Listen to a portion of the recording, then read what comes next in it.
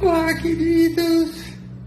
Como eu comentei semana passada no boletim, semana passada não teve entrevista, mas eu ia ter uma entrevista maravilhosa para essa semana.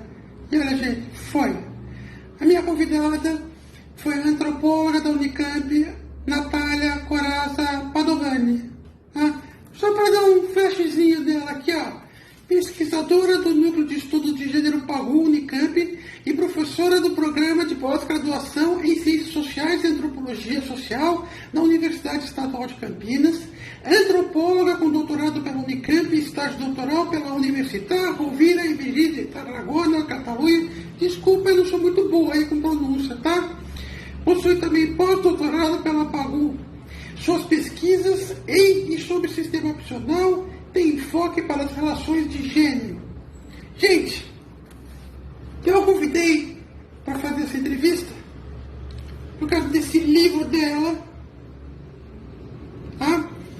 Que é um trabalho que ela fez de pesquisa no campo prisional em presídios femininos em São Paulo e na Catalunha.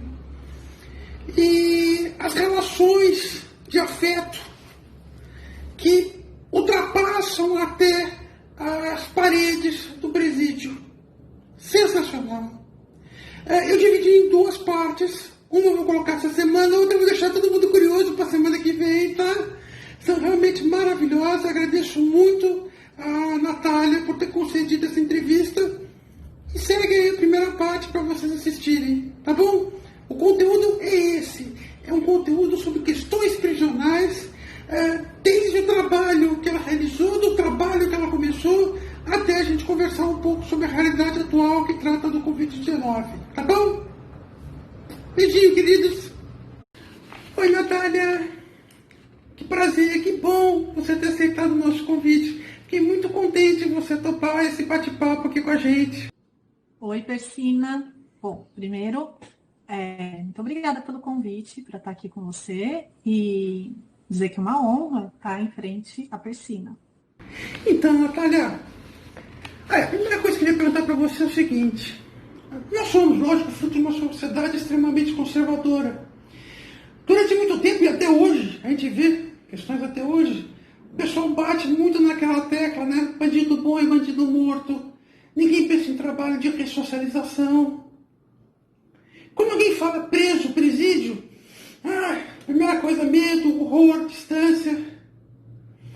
E você resolveu dedicar um trabalho de pesquisa a questões prisionais. A questão do afeto, como funciona o afeto dentro de uma prisão feminina. Como disse o próprio livro, casos e casamentos. O que te levou a partir para esse tipo de estudo e esse tipo de pesquisa? Conta um pouquinho pra gente. Na verdade, não é, o caminho foi um caminho muito prosaico, né, para dizer assim. Quando eu estava na graduação, ainda na Unesp, eu fiz parte da minha graduação em Ciências Sociais na Unesp de Marília e outra parte na USP de São Paulo, né? Aí quando eu estava na Unesp de Marília, a gente tinha uma atividade na disciplina Antropologia 1, com a professora Cristina Rezende Rubim. E ela pedia que a gente fizesse um trabalho etnográfico. E olha só que coisa interessante. Eu e uma amiga, Maria Clara Araújo, que hoje ela é jornalista, trabalha no IBASE, lá no Rio de Janeiro. A gente começou a pensar, essa nossa professora Cristina Rezende Rubim estuda religião, e a gente começou a pensar em o que a gente poderia estudar. E a gente pensou, vamos fazer uma etnografia, um TCC de graduação, Antropologia 1, sobre processos de conversão religiosa dentro da penitenciária de Marília, né? Era uma penitenciária masculina, que era, pelo menos na época de colônia, né? Porque era uma penitenciária um tanto, tinha uma colônia penal, enfim, tinha atividades rurais. E a gente literalmente colocou a cara e a coragem, pegamos um carro, que na época eu tinha um Fiat Uno, e a gente foi, eu e essa minha amiga, na portaria da prisão. Isso era 2001, né? Para pedir para fazer uma pesquisa. Olha, isso seria impensável nos dias de hoje. Impensável. A gente literalmente, enquanto alunas de ciências sociais da Universidade Pública da cidade de Marília, né, fomos à penitenciária masculina da cidade, de carro, no Fiat Uno, falarmos com os diretores, né, e perguntarmos se a gente poderia fazer uma pesquisa sobre conversão religiosa na prisão. Enfim, a partir disso que eu entrei no campo, isso em 2001, né, no campo prisional, a princípio, então, masculino, fazendo pesquisa em prisões masculinas. Mas foi um trabalho de pesquisa muito, muito elementar, né? Inclusive, o nome do trabalho chamava O Que Sobrou do Céu, que era o nome de uma música do Rapa que a gente adorava.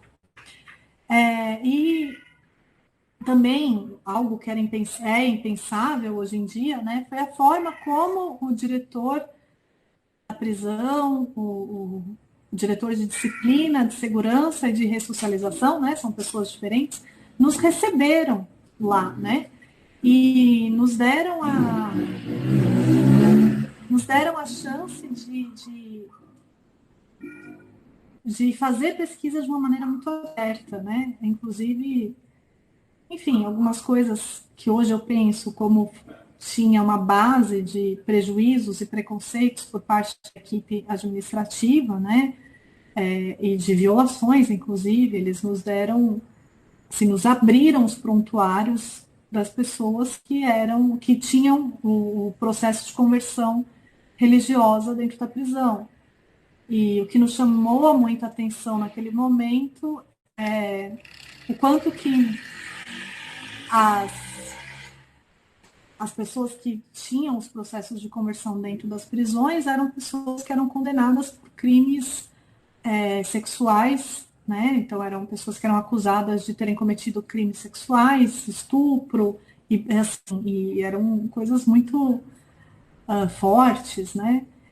Então eles também essas pessoas eram localizadas na prisão a partir de um certo erotismo, né?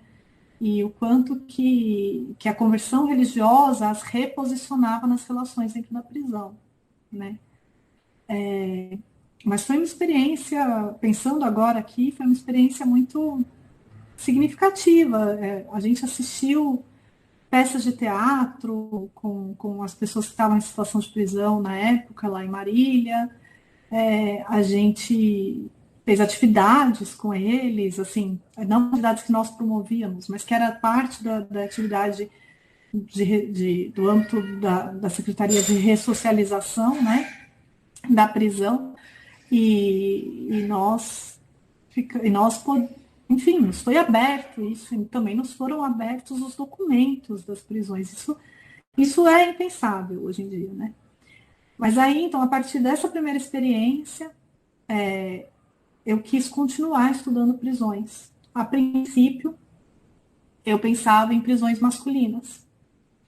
E eu eu tomei a decisão, a meu ver, errática, hoje em dia, né, adulta, errática de pedir a transferência da Unesp de Marília para a USP. Eu acho que a USP, enfim, eu acho que eu tinha uma interlocução com os professores e com os meus colegas da Unesp de Marília que era muito mais potente e produtiva do que a que eu encontrei na USP, né? Mas, enfim, eu tomei essa decisão e eu prestei o processo de transferência. E quando eu cheguei na USP, eu queria continuar fazendo pesquisas etnográficas, né, no âmbito das prisões. Mas eu lembro que na época tinha um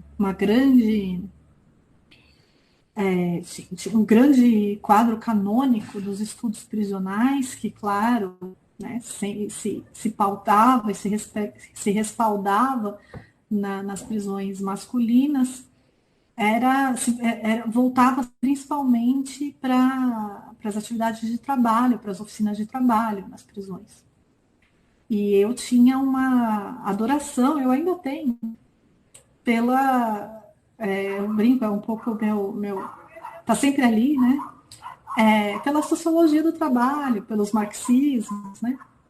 Então, eu fiz um projeto de iniciação científica que foi orientado pelo Rui Gomes Braga Neto, pensando sobre como práticas de flexibilização do mercado de trabalho, né? Isso era no início da década de 2000 e essa noção de flexibilização do mercado de trabalho estava numa grande nascente, né? Tava pegando um fôlego e que nós vemos esse fôlego flagrando hoje, né? Nos motoristas de aplicativo, no que significa esses processos de, né? A flexibilização das relações de trabalho significa, na verdade, a precarização das relações de trabalho, mas isso tinha uma implicação ética, né? Moral, que era disso que se tratava.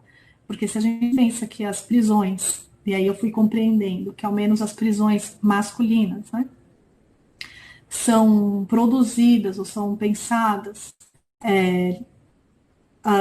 no contraponto do mundo do trabalho, né, do que um autor que eu adoro, José Ricardo Ramalho, tem uma grande admiração por ele, uma enorme admiração por ele, fala, né, faz esse contraponto entre o mundo do crime como a ordem avessa da normativa do mundo do trabalho, né, e isso é reiterativo nas próprias práticas normativas da instituição prisional, mas quando eu queria então entender como que o discurso de flexibilização do trabalho, que tinha uma nova produção ética, né, e moral do trabalho, que não pensava mais o trabalho enquanto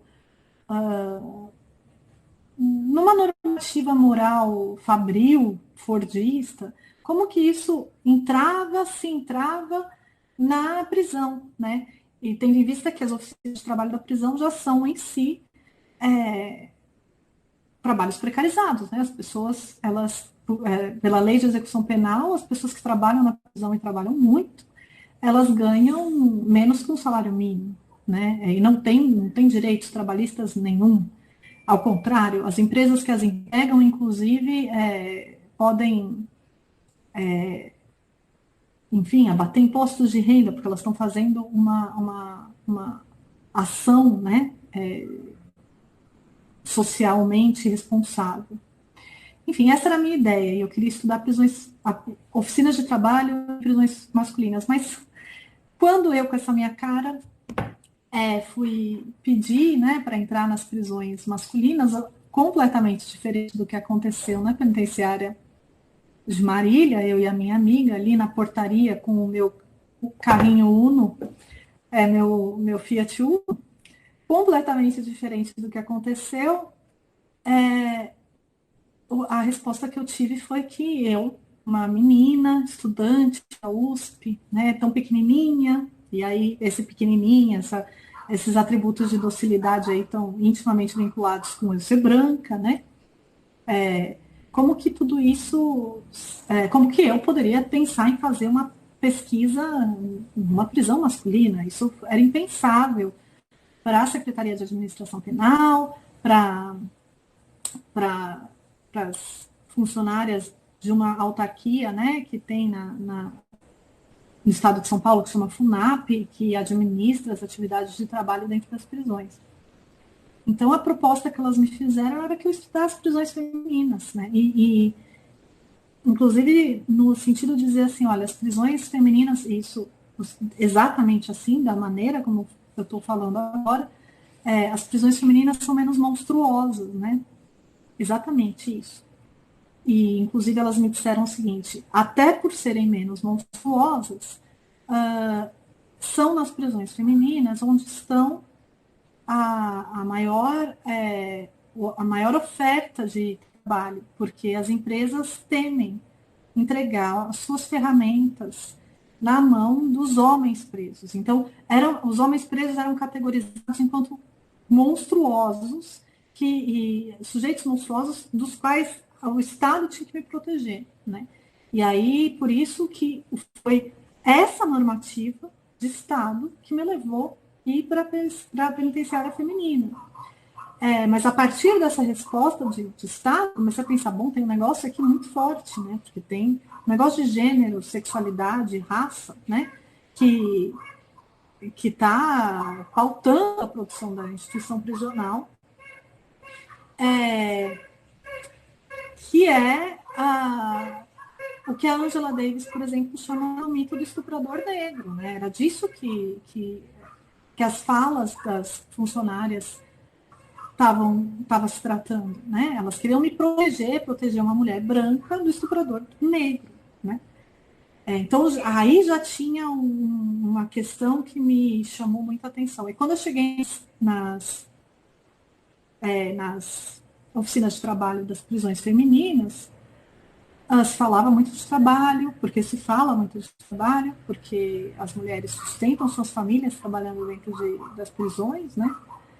Mas se falava muito de sexo, se falava muito de quem estava transando com quem estava ficando com quem, e tanto para produção de escapes da vida da prisão, quanto para produção de controle da vida na prisão, né? E aí eu fui estudando a história das instituições femininas, né, como elas foram inauguradas, estabelecidas, né, como que a produção de saber sobre instituições prisionais voltadas para as mulheres foi sendo produzida, e aí eu fui vendo que se para os homens o trabalho era a categoria de ressocialização, né, nessas produções normativas, para as mulheres era a maternidade. Então, a ressocialização feminina passa fundamentalmente pela noção de sexualidade, não que a dos homens não passe, porque quando a gente está falando de trabalho, né, a gente também está falando de se eles precisam ser ressocializados como trabalhadores, é porque eles precisam se tornar homens trabalhadores que atendam a determinadas prerrogativas heteronormativas, né, de uma família, ou seja, a gente também está falando de sexualidade. Mas, enfim, e como o próprio fato de que existiam muito mais instituições de trabalho, empresas de trabalho, ofertas de trabalho nas prisões femininas do que nas masculinas, isso já me mostrava, inclusive, o mecanismo da prisão, né, que é aquilo. Ela produz um discurso daquilo que ressocializa, e esse mesmo discurso que é produzido por ela é aquilo que não é atendido por ela mesma, certo? Então, assim, a falência da prisão é um projeto de Estado. É isso que eu quero dizer. Nossa, Nath, quantos desafios! Realmente algumas coisas são impensáveis hoje. Você realmente foi ali dedicada, fez esse trabalho. Bom, aproveitando esse trabalho, gostaria de aprofundar o próprio nome do seu livro, Sobre Casos e Casamentos. Você comenta que as relações dentro do presídio ultrapassam as próprias paredes, as próprias fronteiras, como você chama, do presídio. Eu quero saber como isso funciona, quer dizer, como é que são essas relações dentro e fora das paredes, como é que é esse mundo que você pôde tanto trabalhar lá. E como você fez também esse trabalho na Espanha, eu queria meio ter um comparativo com relação a isso. Quer dizer, como é que você sentiu que funciona isso no Brasil, essa relação, e como é que você sentiu que funciona essa relação na Espanha? É um desdobramento de tudo isso que eu estava te contando antes, né? Porque quando eu entrei, então, na prisão feminina e comecei a ir para as oficinas de trabalho, eu comecei a ver o lugar que a sexualidade, né, que as relações, que a sexualidade, né, e que as relações sexuais de prazer também tinham no cotidiano da prisão, né? A centralidade que o dispositivo da sexualidade, por um lado, enquanto dispositivo de controle, né, da vida das pessoas, tinha na rotina prisional, na produção de documentos da prisão, na produção de documentos sobre a prisão. Por outro lado, a vontade de estar junto, a vontade de ficar com alguém, né? A produção de relações afetivas, sexuais, né? Ou não, ou a produção, tinha uma das meninas com as quais eu conversava, ela falava, gente, eu de vez em quando eu quero gozar, né? Eu quero transar, eu quero poder ter isso. E isso é uma das possibilidades de escape, né? E de pulsão de vida dentro de um espaço como a prisão, né? Eu acho que uma coisa que a gente tem que falar, né? E que essa é a minha, acho que essa é a minha defesa, né? Que as pessoas que estão em situação de prisão são pessoas. E enquanto pessoas, enquanto seres humanos, elas vão lutar para a produção de pulsão de vida em ambientes de pulsão de morte, né? E o sexo é uma pulsão de vida possível, né?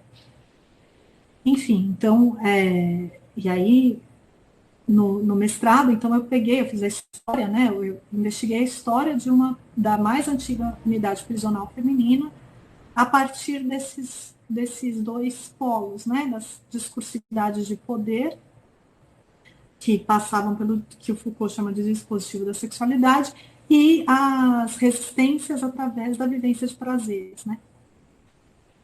Mas aí, por meio das resistências, a gente vai vendo que relações de prazer se tornam relações amorosas, muitas vezes, né? Então, eu encontrava... o livro se chama Casos e Casamentos por causa disso, né? O meu livro se chama Casos e Casamentos por causa disso, porque alguns casos, né, amorosos eram estabelecidos dentro da prisão, em detrimento de alguns casamentos mantidos fora da prisão. Por outro lado, alguns casos que eram de fora da prisão eram desfeitos para que casamentos dentro da prisão fossem estabelecidos. Ou então, alguns casamentos fora da prisão eram rompidos para que casos ou casamentos fossem estabelecidos dentro da prisão em nome dessas relações, né? E, claro, a palavra caso, em português, né, também tem essa conotação de caso policial, né? E, por outro lado, a palavra casamento, uma das minhas interlocutoras de Barcelona, que eu chamo de Cristal, ela fala que a relação com a prisão, né, estar aprisionado é manter uma relação com a prisão, e quando você assina a liberdade, você assina o divórcio. Então, tem essas nuances, né? Mas como eu fui indo para isso, foi porque eu comecei a perceber o quanto que as relações de amor e afeto eram âmbitos potentes da produção de política dentro da vida cotidiana na prisão. E que mais que isso, né? As produções de saber, as etnografias, as teses sobre prisões, e aí pensando particularmente em prisões masculinas, mas também em prisões femininas, né? Ficavam falando, eram feitas prescindindo, como se fosse possível prescindir dessas relações. Quando essas relações são a potência política dentro da prisão, não se faz política, não se faz resistência fora do que se estabelece enquanto redes de afeto e relações amorosas, né?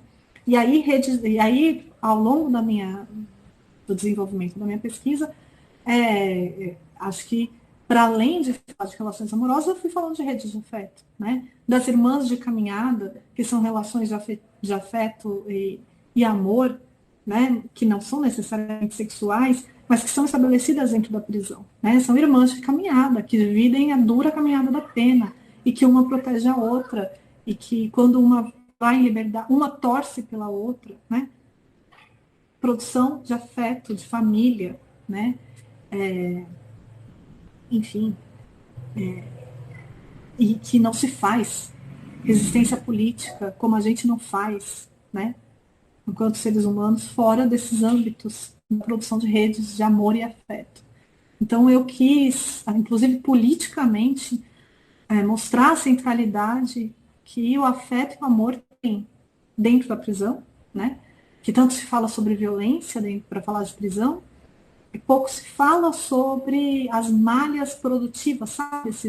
Aquilo que de fato incendeia essa prática de violência torturante, né? E aí, assim, só para... Eu gosto muito que a Butler, né, a Judith Butler, aquela filósofa, ela fala que quando ela faz um ensaio sobre os presos de Guantánamo, né, e ela vai mostrando como os testemunhos de tortura dos presos de Guantánamo não dizem tanto sobre a humanidade dos presos, né, e não criam empatia para quem não está na prisão, né, para o lado de fora da prisão, quanto os poemas de Guantánamo, quanto os poemas que em algum momento eles conseguem fazer vazar de Guantánamo por meio de sujeitos que fazem a visita enquanto direitos humanos, enquanto voluntários, né? Eles vazam esses poemas. E quando os poemas são publicizados para o lado de fora de Guantánamo, é que a humanidade das pessoas presas ali, né, fica flagrante. Então, isso, para mim, as redes de afeto e as relações amorosas são poemas, são o que a Butler chama de incendiários, né? Poemas incendiários, são afetos transitivos que incendeiam a normativa prisional, que é baseada, pautada, né, nas práticas de violência e tortura. Então, eu quis centralizar o olhar para outras coisas, que para mim produziam muito mais política e resistência do que continuar falando reiterativamente, né, nessas práticas de tortura e violência. Veja, falar de amor e falar de afeto não é não falar de violência e de tortura e de violação de direitos, não. Mas é falar o como que, por onde, né, que as pessoas escapam ou se encerram também, né, nessas malhas de tortura e violência. Bom, e aí você perguntou de Barcelona, né? Assim como a minha entrada no campo prisional foi prosaica, a minha ida também para Barcelona foi prosaica. Sim, calma, no sentido que eu já vou explicar. Tem a ver com estar numa universidade pública, que naquela época né, era uma época de expansão da ciência nacional, da universidade pública brasileira, né? Eu brinco com a minha antiga orientadora de doutorado, que hoje é minha colega de trabalho, Adriana Psitelli, que eu sou a geração mais privilegiada da Universidade Pública Brasileira. Eu entrei na Universidade Pública em 2001, na Unesp, eu terminei meu doutorado em 2015. Eu vi toda a política de expansão da universidade. E hoje eu dou aula, né, para uma universidade pública que se abriu para políticas de políticas afirmativas, né? Então, eu gosto de dizer que eu sou a geração que viu o boom da valorização, da expansão da ciência nacional. E, bem, no momento do meu doutorado, no momento já do meu mestrado, uma das questões que me apareciam em campo era para como... Isso era no começo dos 2000, né? Então, o meu mestrado era 2008 e meu doutorado comecei em 2010. Já em 2008, o que eu via muito, e isso transformava a dinâmica dentro da prisão, era a chegada de pessoas, de mulheres, vindas de outros países. Isso é uma coisa relativamente nova no contexto prisional, que não é mais novo, né? Mas vindas de outros países, acusadas de terem cometido crime de tráfico internacional de drogas, né? E as espanholas eram uma quantidade de mulheres, representavam uma quantidade de mulheres significativa naquele universo prisional que eu estava, né?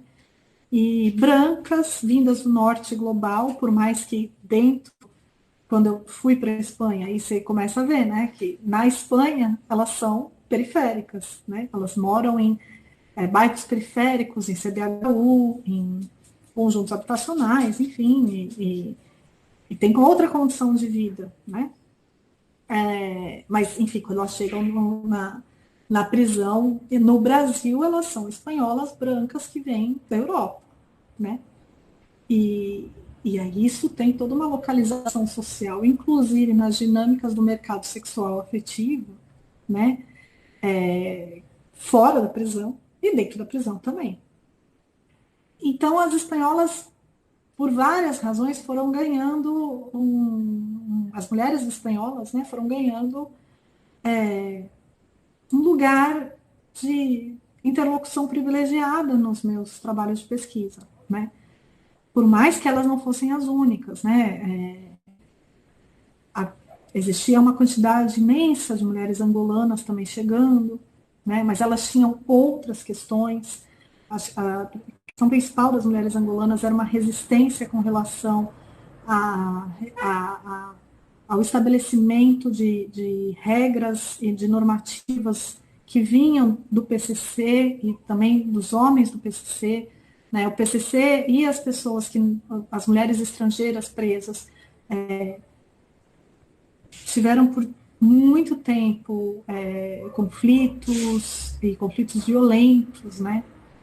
E eu acho que as espanholas, por meio justamente do estabelecimento dessas redes de mercado sexual que eu digo não é mercado sexual prostituição, não, né? Mas uma economia sexual, né? Uma economia das relações, né? E uma economia das relações matrimoniais dentro da prisão, inclusive, elas se estabeleciam de outra forma nas relações de poder, com relação frente ao PCC, né? Que não acontecia com as mulheres vindas, por exemplo, de Angola, que eu acho que eram dois fluxos muito marcantes no momento que eu estava fazendo, principalmente no mestrado. E aí, tanto é que isso continua no doutorado, né? Então, enfim, o estabelecimento de relações entre mulheres brasileiras e mulheres espanholas, os casamentos estabelecidos entre brasileiras e espanholas, os sonhos das brasileiras, muitas vezes, de, ao sair da prisão, irem morar na Espanha, e o sonho das espanholas de se estabelecerem na cidade de Tiradentes, né?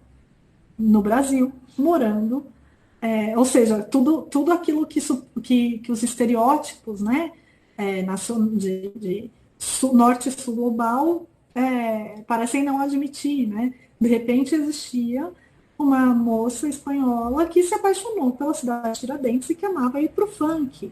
Ou então uma das minhas grandes amigas espanholas, que no livro eu chamo de Marta Teles, né, que era casada com um moço que também ficou preso, né, que eu chamo de Eduardo Dian, e esse casamento foi um casamento, enfim, que se manteve durante todo o tempo da prisão. Não era a primeira vez que eles tinham ficado presos, eles já tinham ficado presos na Argentina, enfim, mas é um casal, né, que por ela também, ela queria morar no Nordeste e vender lanche natural e água de coco na praia, né? Então essas noções de norte e sul global sofriam rusgas, né? Que eu achava isso sensacional, eu acho isso sensacional. E que isso também mudou, viu? Porque assim que todo esse, né, a partir de 2015, 2014, e aí já em 2016, o Brasil, que era o sonho do estabelecimento, né, que estava num boom, numa expansão, num sonho de mudança geopolítica, né, de localização geopolítica nacional. Quando eu estava fazendo campo na Espanha em 2011, 2012, as pessoas queriam vir para o Brasil, né? E logo, pouquíssimo tempo depois, todo mundo queria ir embora de novo, né? Inclusive as brasileiras que eu conheci presas na Espanha, que voltaram para o Brasil e que queriam vir para o Brasil, ou se arrependem ou já voltaram para a Espanha, né? Enfim, a partir de malhas de migração regular / irregular, né?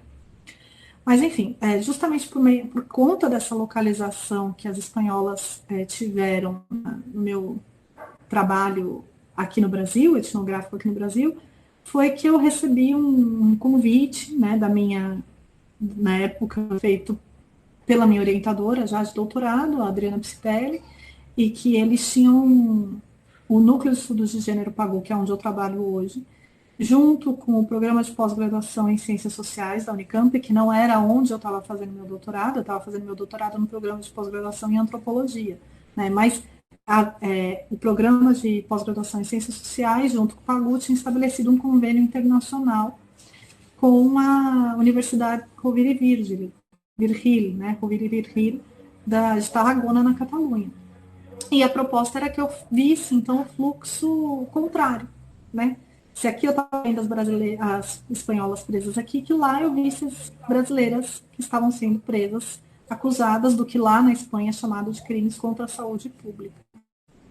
E algumas das questões que foram muito emblemáticas quando eu cheguei lá foi compreender que existiam mais espanholas naquele momento presas no estado de São Paulo do que brasileiras presas na comunidade autônoma da Catalunha, né? Então, isso também já dizia um pouco sobre que regime de mobilidade geopolítico a gente estava falando, né?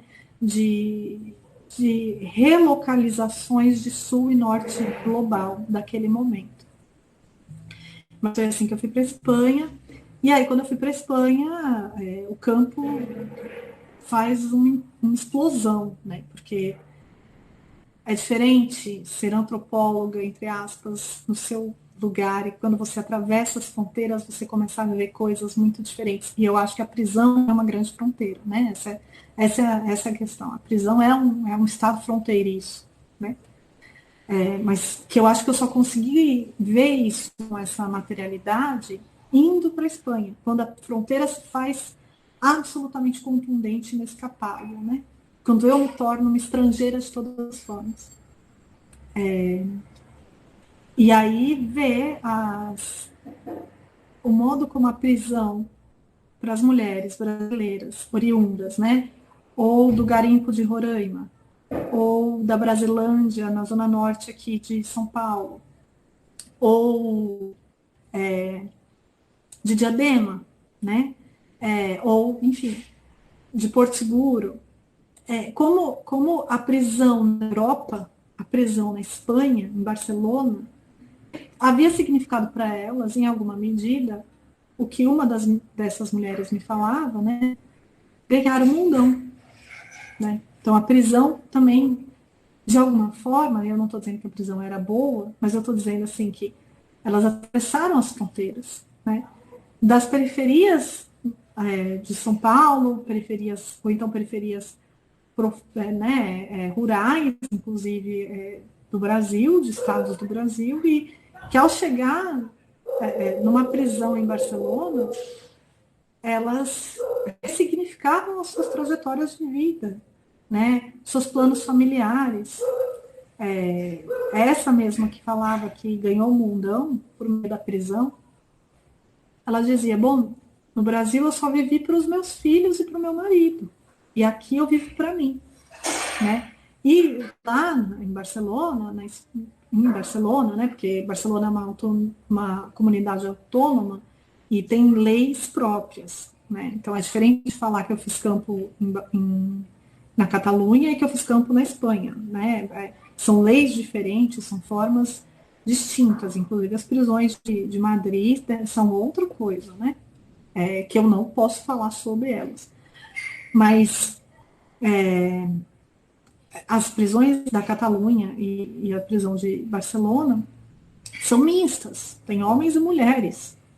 Então, o estabelecimento de casos e casamentos entre mulheres que eu via no âmbito, entre mulheres e assim, né? Vamos combinar que não são só mulheres que estão presas nas prisões femininas, né? Existem nas prisões exclusivamente femininas aqui do Brasil, né? Existem homens presos, né? Que se chamam sapatões, e eu vou usar esse termo porque é assim que o termo se apresenta em campo, né? Mas o que